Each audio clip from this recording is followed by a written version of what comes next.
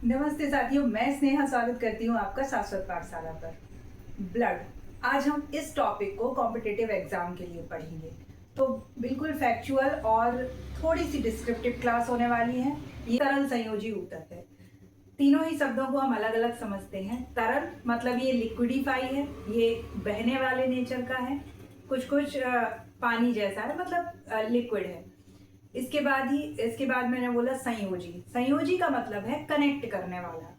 तो हमारे शरीर के विभिन्न अंगों के बीच अगर कोई घूमता है, कोई परिवहन का काम करता है, कोई मटेरियल्स का एक दूसरे स्थान से आदान प्रदान करता है, जैसे फेफड़ों में जो हमने वायु ली उसमें से जो ऑक्सीजन थी उसको शरीर के बाकी अंगों तक, बाकी कोशिकाओं तक जो ले जाता है वो ब्लड के ही माध्यम से होता है, क्योंकि अंग तो क्या है, अपने अपने स्थान पे फिक्स हैं।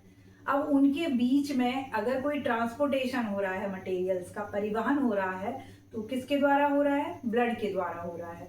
तो ये एक संयोजी कनेक्ट करने वाला है। संयोजी का मतलब which is connecting the organs. तो ये तरल संयोजी। और ऊतक का मतलब होता है कोशिकाओं का समूह। तो जब हम ब्लड की संरचना देखेंगे कि ब्लड किन किन चीजों से मिलकर के बना हुआ है, उस समय हमें पता चलेगा कि इसमें अलग अलग तरह की कोशिकाओं का एक समूह होता है। तो ये फैक्चुअल क्वेश्चन बनता है कि ब्लड क्या है? एक तरल संयोजी ऊतक है। ब्लड के अध्ययन को क्या कहते हैं? तो इसके अध्ययन को सेरोलॉजी या हेमेटोलॉजी कहते हैं। हेमेटोलॉजी सेरोलॉजी कहते हैं क्योंकि इस ब्लड में एक प्लाज्मा के अंदर एक पीला सा पदार्थ होता है, वो होता है सीरम। तो उससे इसका जो अध्ययन है उसका जो नाम आया है सेरोलॉजी आया है। इसी के साथ ब्लड में रेड ब्लड सेल्स पाई जाती हैं, आरबीसीज, और वो आरबीसीज में हीमोग्लोबिन होता है। तो ये जो हेमेटोलॉजी आया है, ब्लड के अध्ययन का नाम, वो आरबीसी के हीमोग्लोबिन की वजह से आया है। इसके साथ ही रक्त परिसंचरण तंत्र होता है, जिसमें के विभिन्न अंगों के मध्य मटेरियल्स का आदान प्रदान होता है। तो वो पूरा एक सिस्टम बन जाता है, जिसे क्या बोलते हैं? परिसंचरण तंत्र। तो अंगों का समूह जो किसी विशेष कार्य को करता है उसको सिस्टम या तंत्र बोलते हैं। तो रक्त परिसंचरण तंत्र जो है, इसकी खोज या इसके बारे में जो नॉलेज वर्ल्ड को दी थी वो विलियम हार्वे ने दी थी। ये क्वेश्चन, ये जितने भी हैं, ये आपके मोस्ट इंपॉर्टेंट क्वेश्चन हैं। इसके बाद ब्लड के पीएच की अगर हम बात करें, तो जो ब्लड का पीएच होता है वो होता है 7.4। यानी कि ब्लड कैसा है? क्षारीय नेचर का है। जो स्केल होता है उसमें जो पीएच लेवल हम देखते हैं, अगर 7 से कम होता है तो वो एसिडिक होता है, और 7 से ज़्यादा होता है तो वो बेसिक नेचर का होता है। एसिडिक मतलब अम्लीय और बेसिक मतलब क्षारीय। तो अब ब्लड एक्चुअली में पहली चीज तो ये देख लीजिए कि ब्लड हमने देख लिया एक तरल संयोजी ऊतक है, हमारे शरीर में मटेरियल्स का आदान प्रदान करता है, कनेक्टिंग टिश्यू है। शरीर में होता कितने % है? तो जितना भी आपका बॉडी वेट है, यानी आपके शरीर के भार के 7% जो भी तत्व प्रेजेंट है वो ब्लड है। तो आपका मान लीजिए वेट है 100 kg। अच्छा, मैं वेट और मास की बात अलग अलग होती है। फिजिक्स में हम जानते हैं कि वेट अलग होता है, मास अलग होता है। अगर वेट बोलेंगे तो न्यूटन में बोलना चाहिए, बट क्योंकि यहाँ पे जी फिक्स है इसलिए वेट को हम आराम से किलो में ले सकते हैं। तो अगर आपका 100 kg वेट है तो 100 का जब 7% निकालेंगे तो 7 किलो आएगा। तो यानी 7 लीटर आपके शरीर में क्या है? अगर आप 100 kg के कम, जो ओवरवेट होंगे वो 100 kg के ही होंगे, तो उनके शरीर में क्या है? 7 लीटर तो ब्लड ही है। अच्छा, अभी आपका कितना होता है? आपका 7 to 8% होता है ना? जितना बॉडी वेट हुआ उसका 7% निकाल लीजिए, लगभग वो ब्लड होता है। तो अगर हम एक एवरेज वयस्क पुरुष और स्त्री की बात करें, तो जो मेल होते हैं उनमें लगभग 5.5 लीटर ब्लड होता है, और जो फीमेल्स होती हैं, महिलाएं होती हैं, उनमें 5 लीटर होता है। तो ओबियसली महिलाओं में ब्लड कम है तो हीमोग्लोबिन कम होगा। तो हीमोग्लोबिन जो है वो मेल में 14 ग्राम पर डेसीलीटर होता है, और जो फीमेल होती है उनमें 13 ग्राम पर डेसीलीटर। ये एवरेज और स्टैंडर्ड रीडिंग है। और जब हीमोग्लोबिन कम है तो जो हीमोग्लोबिन है वो बना होता है आयरन और ग्लोबिन नाम के प्रोटीन से। तो आप समझ सकते हैं कि अगर हीमोग्लोबिन कम है तो आयरन की मात्रा भी कम होगी। तो जो एक हार्डनेस होती है, एक टफनेस होती है, वो मेल में ज़्यादा होती है, क्योंकि उनके अंदर क्या होता है, हीमोग्लोबिन ज़्यादा होता है, आयरन की मात्रा ज़्यादा होती है, और एज कम्पेयर टू जो फीमेल होती हैं सॉफ्ट होती हैं। इसके बाद हम बात करते हैं कि ब्लड का निर्माण कहाँ होता है।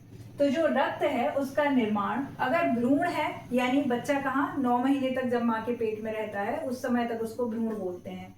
तो निर्माण इसका जब भ्रूण स्तर पे होता है तो ब्लड का निर्माण बच्चे के लीवर में होता है, और वही वयस्क जो होता है यानी बाद में, तो ये सब कहाँ होता है निर्माण, भ्रूण के बाद जो भी है, वयस्क है, बच्चा है, शिशु है, सब में जो निर्माण होता है ब्लड का वो बोन मेरो में होता है या अस्थि मज्जा में होता है। बोन मेरो क्या होती है, हमारी जो हड्डियां हैं बाहर से हमें बड़ी टफ दिखाई देती है, लेकिन अंदर इनमें हल्का सा खोखलापन होता है या जालीनुमा संरचनाएं होती हैं, वही अस्थि मज्जा या बोन मेरो है। वहां पर क्या बनता है, ब्लड का निर्माण होता है। अब ब्लड बनता है इसका मतलब ब्लड के जो पार्टिकल्स हैं, ब्लड का जो लिक्विड है उसका निर्माण वहां पे होता है, जैसे आरबीसी हुआ, डब्ल्यूबीसी हुआ, प्लेटलेट्स हुआ, ये सारी चीजों का। इसके साथ ही ब्लड एक कोलाइड है। कोलाइड का मतलब होता है एक ऐसा मिश्रण जिसमें तरल के अंदर छोटे छोटे पार्टिकल्स यूनिफॉर्मली एक समान रूप से घुले हुए हैं। तो ये जो ब्लड है एक प्राकृतिक कोलाइड है। इसमें जो प्लाज्मा होता है, ब्लड के अंदर एक लिक्विड होता है, एक तरल होता है, वो प्लाज्मा होता है, उसमें डब्ल्यूबीसी, आरबीसी, प्लेटलेट्स और कई तरह के प्रोटीन्स के पार्टिकल घुले हुए होते हैं। तो ब्लड क्या है, एक प्राकृतिक कोलाइड है। आइए आप समझते हैं कि ब्लड या रक्त बना किन चीजों से होता है। तो ये जो ब्लड है ये प्लाज्मा और रुधिराणु से मिलकर के बना होता है। जैसे कि इसके पहले मैंने आपको बताया कि कोलाइड में एक तरल के अंदर कण घुले हुए होते हैं। ब्लड के अंदर जो प्लाज्मा होता है वो तरल है जो लगभग 55% होता है, और जो रुधिराणु होते हैं, अलग अलग तरह के कण या कोशिकाएं जो होती हैं वो इसके अंदर मिक्स होती हैं। तो ये दोनों मिलकर के बनाते हैं ब्लड, और इसका निर्माण कहाँ होता है, अस्थि मज्जा या बोन मेरो में होता है, जो कि हड्डियों के अंदर होता है। तो प्लाज्मा होता है, इसमें मेनली 2 प्रोटीन पाए जाते हैं, एक तो फाइब्रिनोजन और एक प्रोथ्रोम्बिन। इसमें और भी चीजें पाई जाती हैं, लेकिन एग्जाम पर्सपेक्टिव के हिसाब से ये दोनों इंपॉर्टेंट है। ये पूछा जाता है कि किस में होते हैं। तो अगर इन दोनों को निकाल लिया जाए तो ये जो प्लाज्मा है ये हल्का सा पतला और पीला पदार्थ बचता है, और वही पीला पदार्थ जो होता है वो सीरम होता है। तो अधिकांश जो ब्लड की जांचें होती हैं, जो लैब रिपोर्ट्स आप लेने जाते हैं अपने ब्लड टेस्ट करा करके, वो उसी सीरम से वो करते हैं, यानी पहले ये ब्लड में से ये निकाल लेते हैं और फिर क्या करते हैं, उसको सीरम जो कलेक्ट होता है उससे जांच करते हैं। इसके बाद जो रुधिराणु होते हैं यानी विभिन्न कण होते हैं, ये क्या होते हैं, ये स्पेशली कोशिकाएं होती हैं। ये अलग अलग कोशिकाएं होती हैं, आरबीसी कोशिकाएं होती हैं, डब्ल्यूबीसी कोशिकाएं होती हैं, प्लेटलेट्स कोशिकाएं होती हैं। इन तीनों का निर्माण कहाँ हो रहा है, वही अस्थि मज्जा में हो रहा है। तो अस्थि मज्जा में निर्माण हो रहा है, और ये कोशिकाएं सस्पेंडेड हैं, किसमें, इस प्लाज्मा में सस्पेंडेड या निलंबित हैं या उनमें तैर रही हैं। जो आरबीसी होती हैं ये ऐसी कोशिकाएं होती हैं जिनके अंदर केंद्रक नहीं होता है। केंद्रक नहीं होना मतलब कोई डीएनए इंफॉर्मेशन नहीं होना, इनके अंदर लाइजोसोम भी नहीं होता है। तो जब ये आरबीसी कोशिकाएं डेड हो जाती हैं, क्योंकि इनका एक फिक्स कार्यकाल है, 120 दिन तक ये जीवित रहती हैं, अपना कार्य करती हैं, यानी जीवित रहने से मतलब होता है शरीर के अंदर फंक्शनिंग, इनके कार्य जारी होना।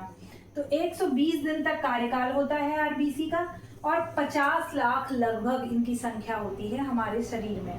50 लाख यानी कि 5 मिलियन। लाइजोसोम्स होते हैं, उनका काम क्या होता है, लाइजोसोम्स का काम होता है कोशिका को डाइजेस्ट करना, अगर वो क्षतिग्रस्त हो जाए या कोई प्रॉब्लम हो जाए तो इनके पास तो वो है नहीं।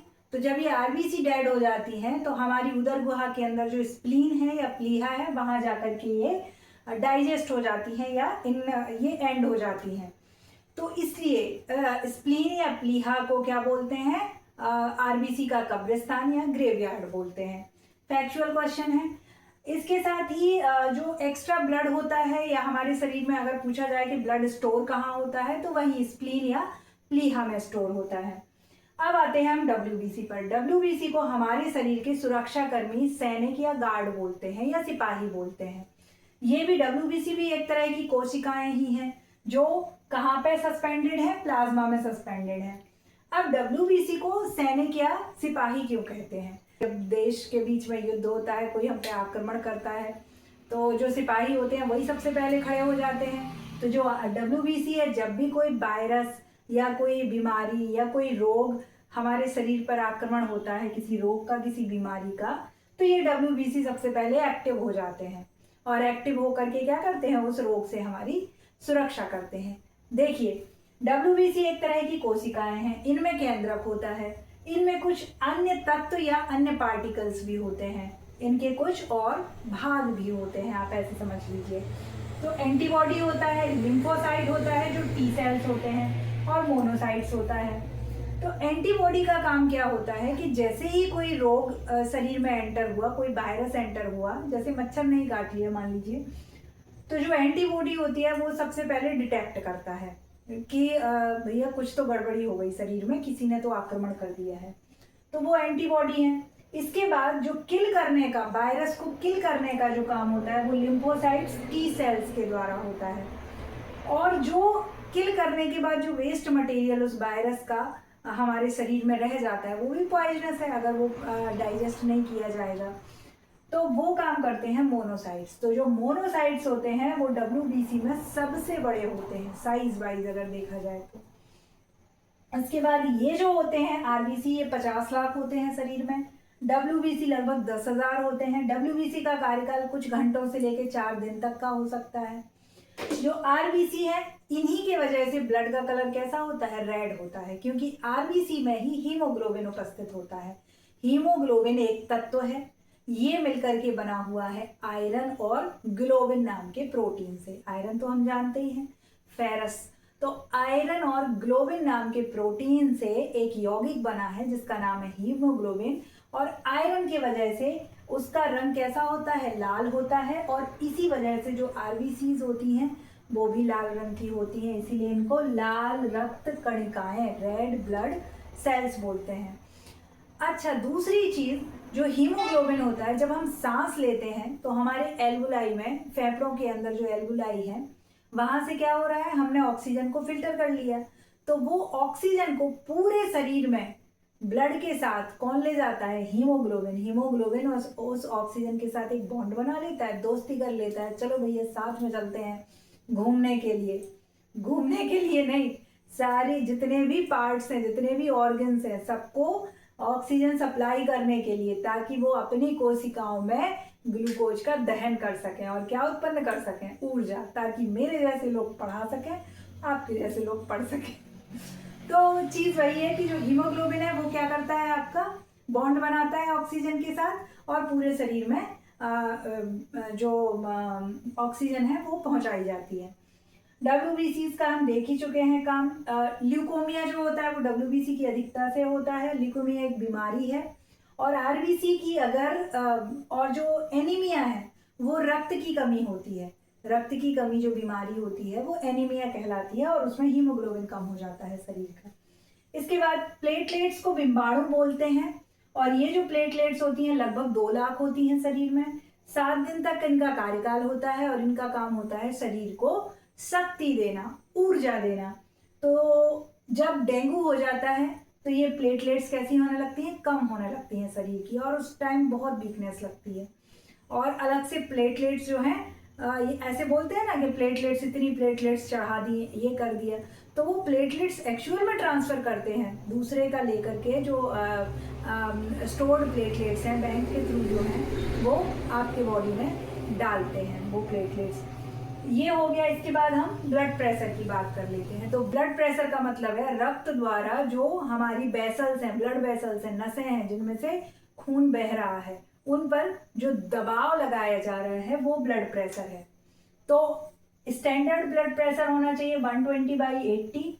120 mmHg का मतलब है सिस्टोलिक प्रेशर। सिस्टोलिक मतलब जब हार्ट कैसा हो रहा है, संकुचित हो रहा है। एस फॉर सिस्टोलिक और एस फॉर संकुचित, सिकुड़ना। जैसी कोई चीज सिकुड़ेगी, आप कल्पना कीजिए कुछ सिकुड़ा, उसके अंदर जो भरा होगा वो अचानक से निकलेगा तेज दबाव से, इसलिए ये प्रेशर कैसा है, ज्यादा है। और जब कोई चीज रिलैक्स हो रही है, हार्ट कैसा हो रहा है, फैल रहा है, डायस्टोलिक, रिलैक्स हो रहा है, तो डाई से याद रखिए, डायस्टोलिक से आप याद रखिए कि डाल दो ब्लड मेरे अंदर, डा से डायस्टोलिक, डा से डाल दो। तो जो ब्लड है जब हार्ट में शरीर द्वारा भेजा जाता है, चाहे वो फेफड़े द्वारा और चाहे शरीर द्वारा, तो हार्ट कैसा होता है, रिलैक्स होता है, फैलता है कि डाल दो भैया ब्लड। तो वो डायस्टोलिक उसमें आराम की कंडीशन में है, तो वो कितना है, 80 mmHg है। और जब ये हार्ट पंप करता है ब्लड शरीर के विभिन्न अंगों को, चाहे फेफड़ों को और चाहे विभिन्न अंगों को, तो वो 120 होता है। ये स्टैंडर्ड प्रेशर है। तो फैक्चुअल जितना ब्लड से रिलेटेड है अभी फिलहाल के लिए उतना ही। इसके बाद एक टॉपिक आएगा जिसमें जो ब्लड ग्रुप्स हैं उनके बारे में मैं आपको बताऊंगी। और आपको ये क्लास कैसी लगी, अगर वाकई आपने देखी हो तो प्लीज़ लिख के बताइएगा कमेंट्स में। Thank you all.